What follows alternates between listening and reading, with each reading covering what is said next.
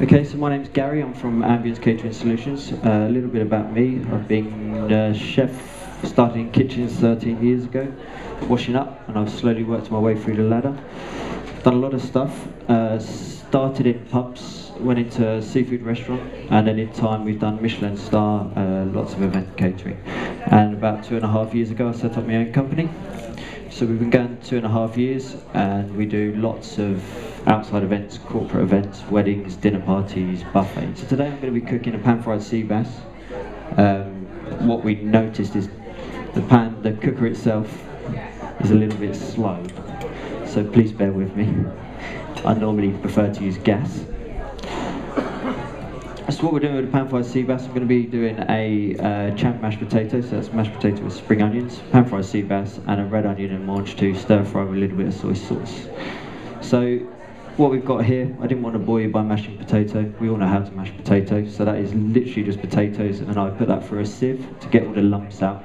A little bit of salt in the water, and that's all. And then when we reheat, I then reheat using butter, bit of olive oil, salt and pepper.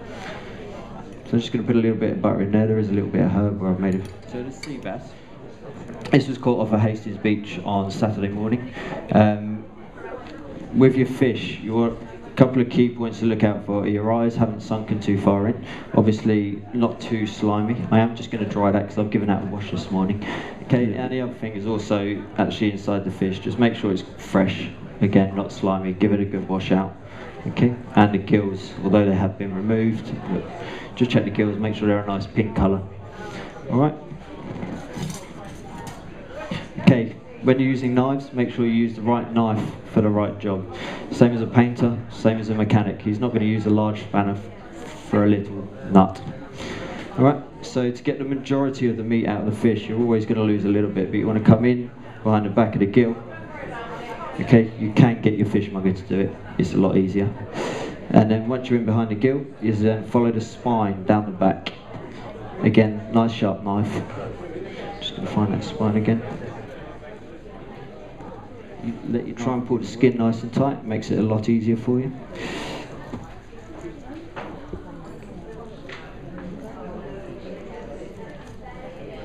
Okay, just make sure you're nice and close to the bone.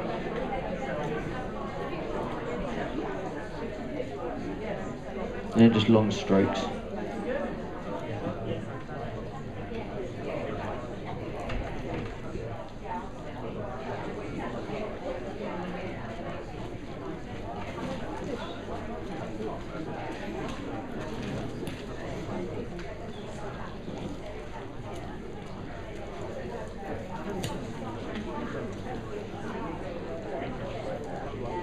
That's one fillet. We'll trim that up in a minute.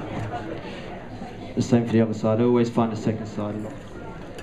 Okay, so there's not a lot of wastage on there.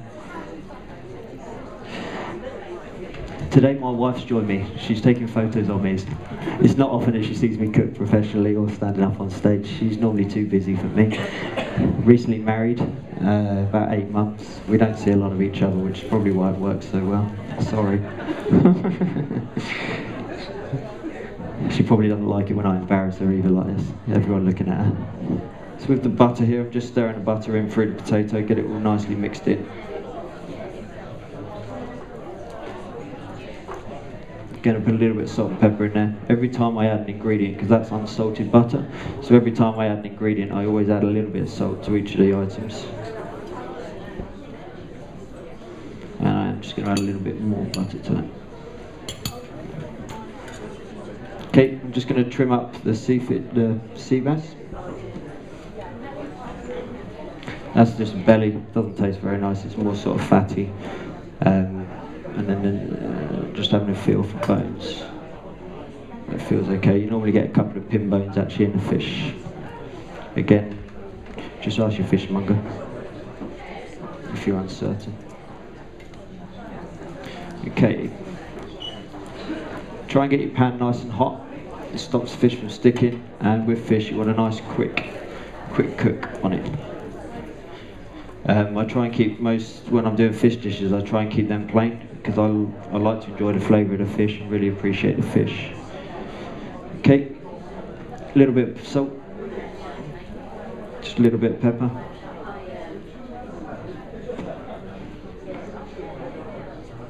Always do both sides. The salt helps crisp up the skin. There we go.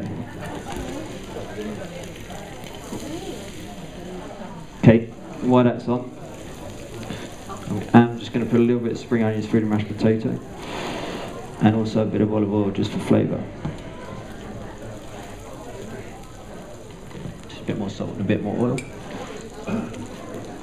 I don't add milk or cream to my mashed potato. I do that more with a sort of fat, and it does take quite a lot of fat to get it to where I like it.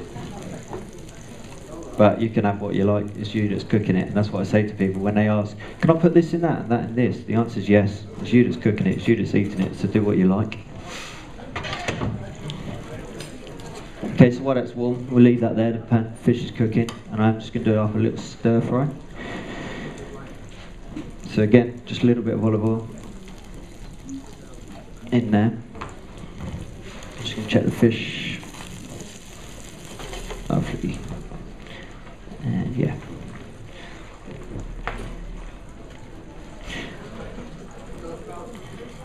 Get rid of that.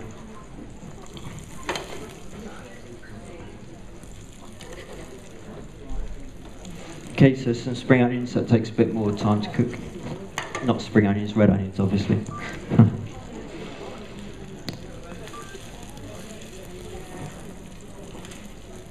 Just going to keep that moving ever so slightly, just so it's stopping. So that's just some mange tout. Just keep that moving. Again, it doesn't take long to cook that kind of stuff. It's all quite light, and you want to keep it quite fresh and green.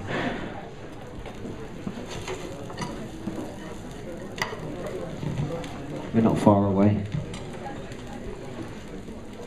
So a little bit with the stir fry, I'm just going to add a little bit of soy. Just give it the saltiness. That's why I haven't put any seasoning in this pan. The saltiness from the soy is enough, and just a little bit of coriander just to finish. You don't have to. Some people like coriander, some people don't. I do. Okay, and then with the fish, what I'm going to do is just put a little bit of butter in the pan. It just helps colour it up slightly, and also again flavour. I do use quite a lot of butter in my cooking.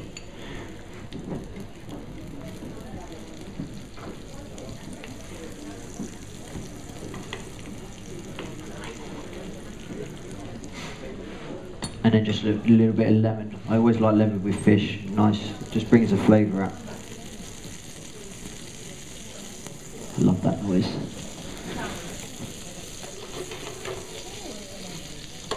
That again, that stops you from charring up the flesh. You just want to have a nice colour on the skin, get the skin nice and crispy. There's the plates. Sorry for the noise. There we go.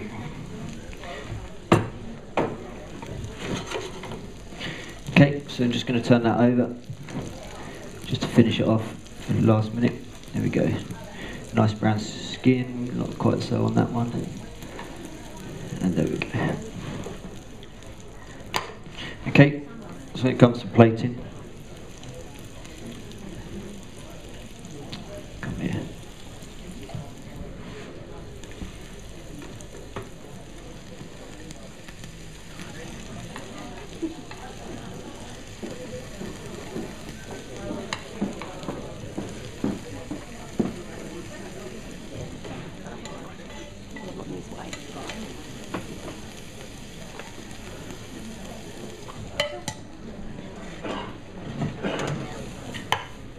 And that's the stir fry done.